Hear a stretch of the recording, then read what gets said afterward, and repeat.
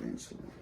Now, if I do this right, I'm going to put a picture up of Nonhelema, and you'll see a picture of her. There's a book written of her. There's a monument for her. But that's about it. There should be more for this wonderful woman in history.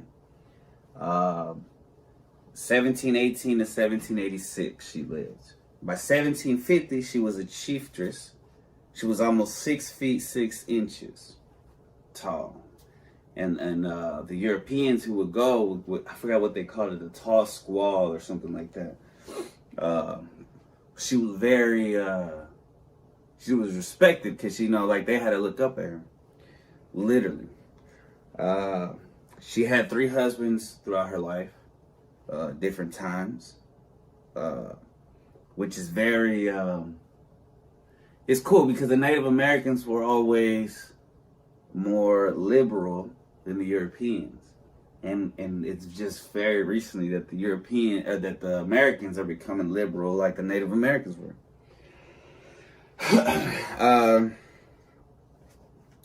So she had 3 husbands. The first and the last were Shawnee men. So one of them wasn't Shawnee. The second was named Maluntha, and he was a chief. But she had 2 sons with 2 other men that were not her husbands. And these men, they were important men in history, just like she was important in history, and we'll get to why she was important, not just because who she hooked up with and stuff, and not just because she was a chieftess. She helped the American Revolution. If it wasn't for her, I don't know if we would have won or not, but she was a help. Just like the Cobra spy ring that not a lot of people know about. Check that show out. I'm going to try to put a picture of that up. That's called Turn Washington Spies. It's short for Turncoat. And it's about the spy ring that not a lot of people know about because history, it's kind of new history. But it's proven. And those, if it wasn't for those spies, it's like 4 or 5 young people in their 20s that grew up together in, what was it? Long Island. You know, if it wasn't for them, Washington might have lost the war. Now, this Native American lady, she helped win several battles, which were also very crucial. But let's go to her lineage. She had a son with an Indian agent named Colonel Alexander McKee, who was with Indian, I think he was British. And she had another son who became Captain Butler / Tamanatha. So this son that she had a Native American name, a Shawnee name, and he had a European name.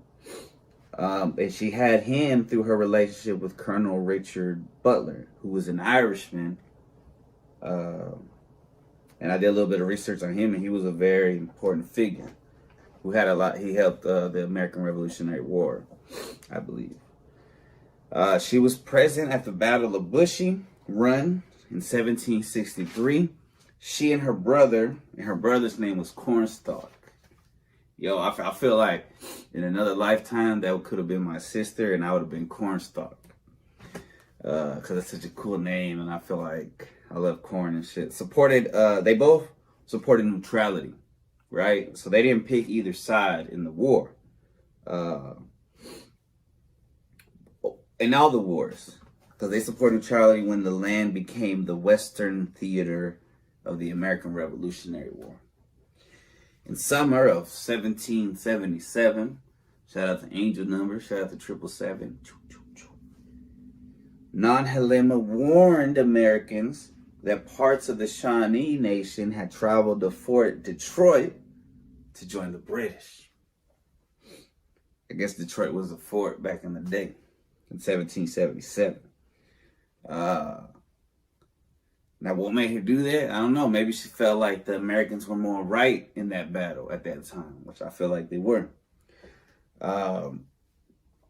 Now, her brother, Cornstalk, who might have been me in another past life. Maybe not. Probably not. He was murdered at Fort Randolph, and Nonhelema continued to support the Americans, warning both Fort Randolph and Fort Donnelly of pending attacks. So maybe his murder wasn't. Maybe it was like one person, and it was like it wasn't the government that wanted him dead. It was some racist prick.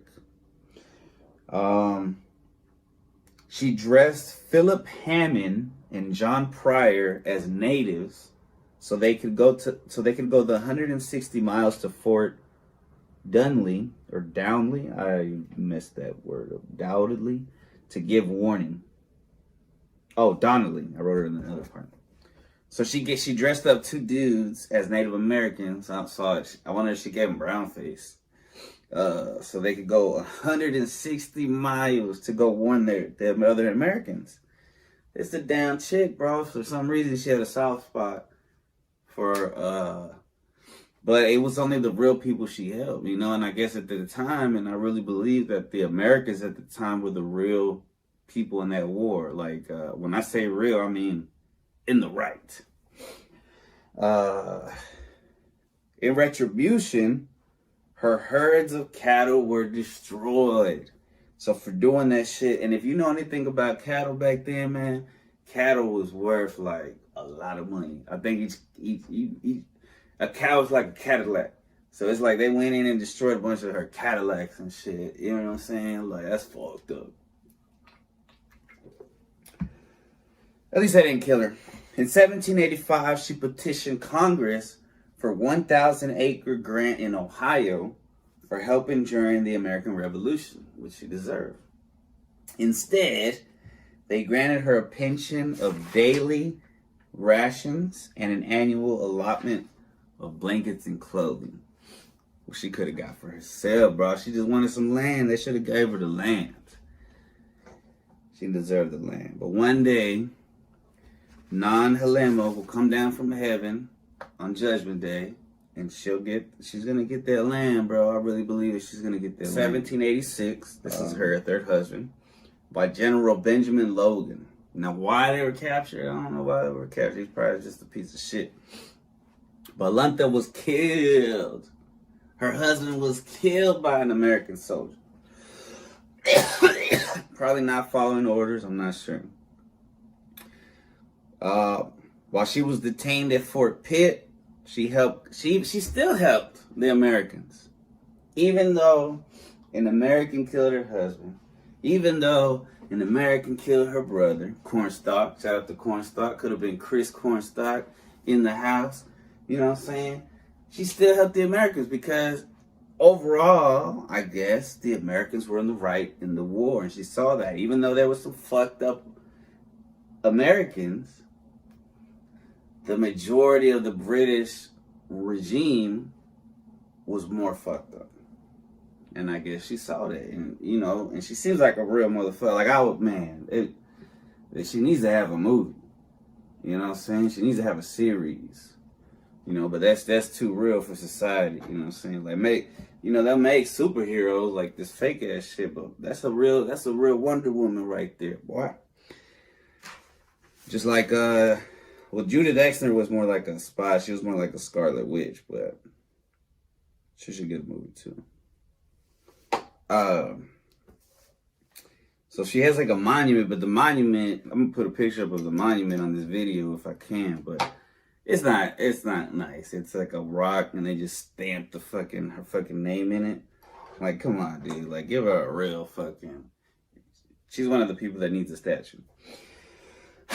So that concludes my timeless recap of the history that I learned because of Timeless. There wasn't any conspiracies with it. I just learned what it was, you know. Because some of this stuff I do look into more and I find more conspiracies, but I did find it interesting. I learned about the French-Indian War. It's called the 7 Years' War for a reason. I think it's a better name because there was way more people involved than just Native Americans and fucking and the French But if it wasn't for that war, we might still be the British colonies. Or we might be France. I don't know. I don't know how it worked. But also France came in and helped during the American Revolutionary War, probably because, they probably had a little bit to do with it. I think after I covered Timeless, I'm going to have to cover that Turn Washington Spies, because that shit is dope. So now we're going to get into